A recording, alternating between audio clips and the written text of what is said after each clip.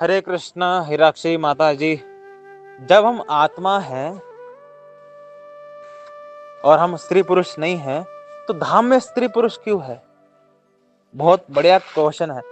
तो धाम में जो स्त्री पुरुष हैं और यहाँ पर जो स्त्री पुरुष है, इनमें एक बात की अंतर क्या है कि यहाँ पर जो स्त्री पुरुष है वो एक दूसरे से अट्रैक्टेड है। धाम में जो स्त्री पुरुष है वो भगवान से अट्रैक्टेड है। तो अगर हम धाम में कोई व्यक्ति स्त्री है, अगर कोई व्यक्ति पुरुष है, तो क्या वो आत्मा का स्वरूप है या उसका शरीर है? तो इसका आंसर हमें मिलता है गोपाल चंपू बुक में। गोपाल चंपू बुक ये क्या है? गोपाल चंपू, इसको श्रील जीव गोस्वामी पाद जी ने लिखा है। श्रील जीव गोस्वामी कौन है? हमारे महाप्रभु चैतन्य महाप्रभु के डायरेक्ट डिसाइपल श्रील जीव गोस्वामी। इनके गुरु महाराज कौन है? श्रील रूप गोस्वामी। सोचो, लेजेंडरी डेवोटीज। तो श्रील जीव गोस्वामी ने अपने गोपाल चंपू बुक में लिखा है कि जब एक आत्मा ना ही स्त्री है ना ही पुरुष है, आत्मा कुछ भी नहीं है, आत्मा ना ही स्त्री है ना ही पुरुष है ना ही नपुंसक है, आत्मा आत्मा है। लेकिन जब व्यक्ति धाम में कुछ इच्छा करता है कि मुझे भगवान के दोस्त के रूप में भगवान का सेवा करना है, मुझे भगवान की पत्नी के रूप में भगवान की सेवा करना है, कि आत्मा के अंदर ऐसा इच्छा है कि भगवान के साथ हम इस संबंध में सेवा करें, भगवान की हम माँ बन के सेवा करना चाहती हूँ, मैं भगवान का पिता बन के सेवा करना चाहता हूँ। यानी ये जो पिता संबंध है, माँ संबंध है, पत्नी दोस्त, ये जो रूप है ये आत्मा का नहीं है। एक हमें जो बात हमें समझ में आती है यहाँ पे, यानी आत्मा का रूप पुरुष की तरह नहीं है, आत्मा का रूप गो बालक की तरह नहीं है, आत्मा का रूप गोपी की तरह नहीं है। आत्मा का रूप जो है वो माँ की तरह नहीं है, ना ही पिता की तरह है। यानी माँ का शरीर, पिता का शरीर गोलोक वृंदावन में, उसके बाद दोस्त का शरीर और गर्लफ्रेंड का शरीर हमें बाहर से मिलते हैं। तो गोपाल चंपू बुक में श्रील जीव गोस्वामी लिखते हैं कि धाम में ऐसे अनेकों शरीर हैं, सच्चिदानंद शरीर धाम में है। जब भी कोई आत्मा धाम में आती है तो आत्मा की इच्छा के अनुसार उसको एक पर्टिकुलर शरीर दिया जाता है, ताकि जब वो शरीर के अंदर आत्मा घुसती है तो शरीर एक्टिवेट हो जाता है। अभी वो शरीर डीएक्टिवेटेड स्टेट में है, लेकिन क्योंकि वो शरीर हमारे तरह नहीं है। देखो, शास्त्रों में आत्मा और परमात्मा को एक शब्द आता है अशरीरम। अशरीरम का मतलब क्या है? कि इनका शरीर नहीं है। भगवान और आत्मा कोई शरीर नहीं है। इसका मतलब क्या? निराकार है? नहीं, उन शरीर का मतलब है जो कि जन्म लेता है, बूढ़ा होता है और उसके अंदर रोग आते हैं और एक दिन मर जाता है, इसको हम शरीर बोलते हैं। जन्म मृत्यु जरा व्याधि, जन्म मृत्यु जरा व्याधि जिसके साथ हो रहा है उसको शरीर बोला जाता है। और शरीर जो है बचपन से बड़ा होता है, बड़ा होकर के बूढ़ा होता है, बूढ़ा होकर मर जाता है। तो भगवान और आत्मा का शरीर नहीं है, अशरीरम। यानी भगवान और आत्मा ना ही जन्म लेते हैं, ना ही बड़े होते हैं, ना ही बूढ़े होते हैं, ना ही मरते हैं, कभी नहीं। भगवान और आत्मा जो उनका ओरिजिनल स्थिति है उसी स्थिति में रहते हैं। तो आत्मा जो है, आत्मा का कोई पर्टिकुलर शरीर नहीं है। आत्मा कोई पर्टिकुलर शरीर नहीं है। आत्मा को जिस शरीर में आप रखोगे, आत्मा उसको पूरा शरीर में चेतना डाल देगा। आत्मा की खासियत है। लेकिन भगवान जो है उनका वो शरीर नहीं है, भगवान वही है।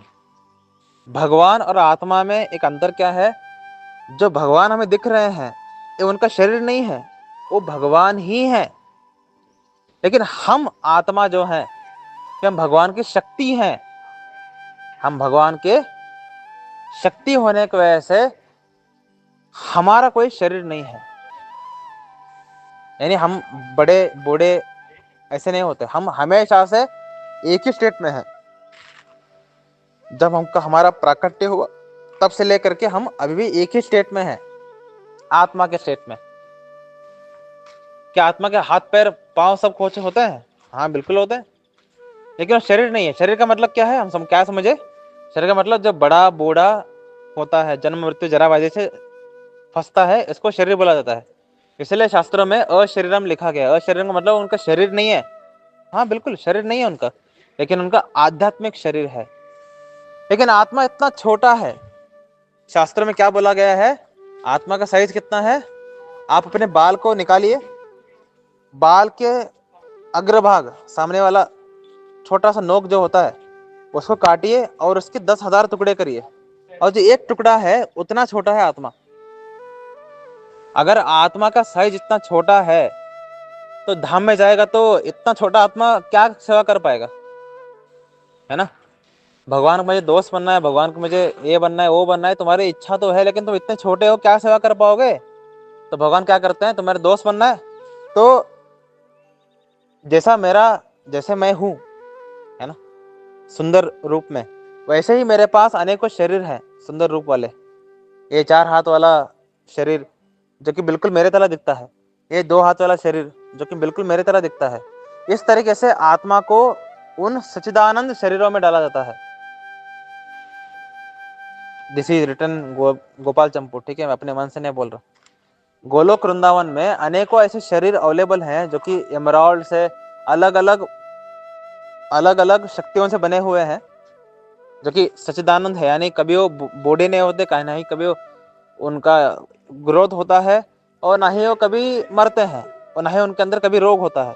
सब कुछ भी नहीं होता उनके शरीर में, ना ही उनको भूख लगती है, ना ही उनको प्यास लगती है।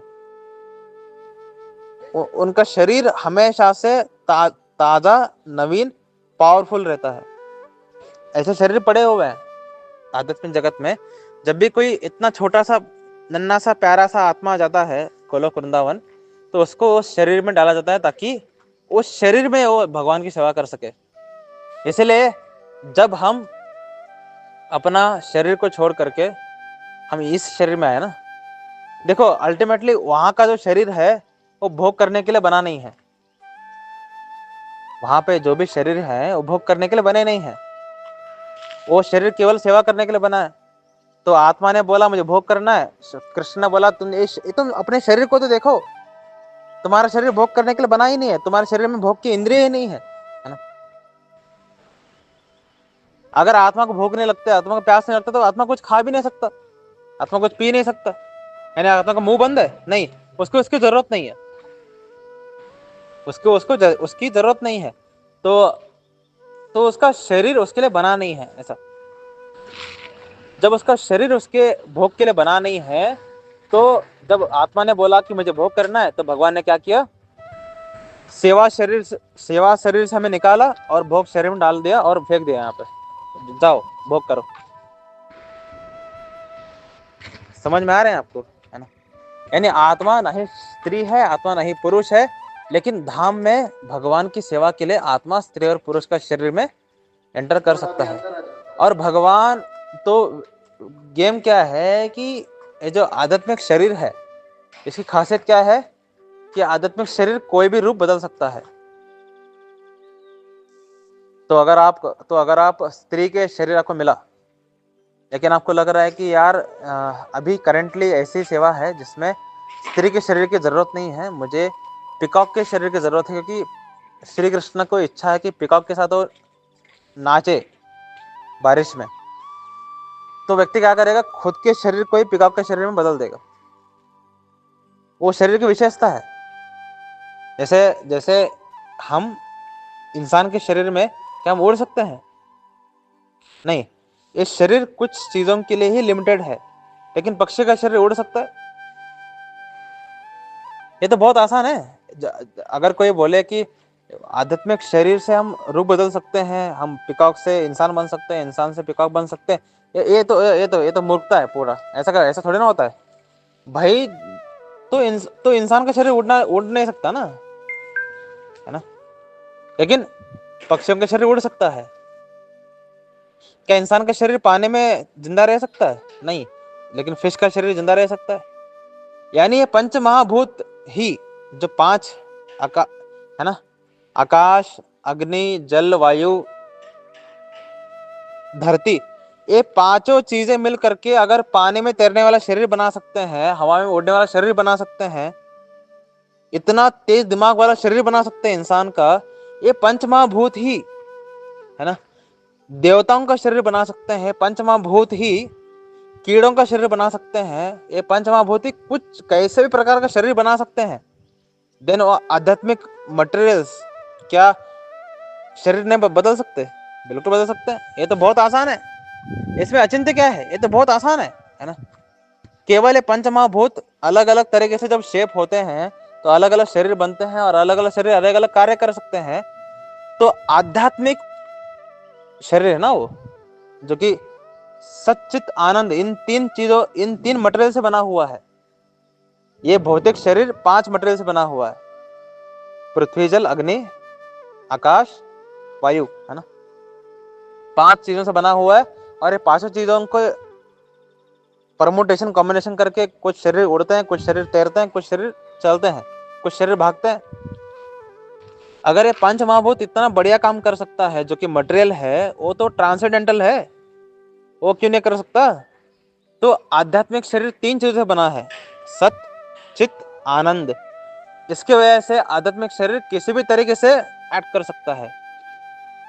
तो आपको एक शरीर मिलेगा आध्यात्मिक जगत में, जिसको आप किसी भी तरीके से यूज कर सकते हैं भगवान की सेवा में, ऐसा।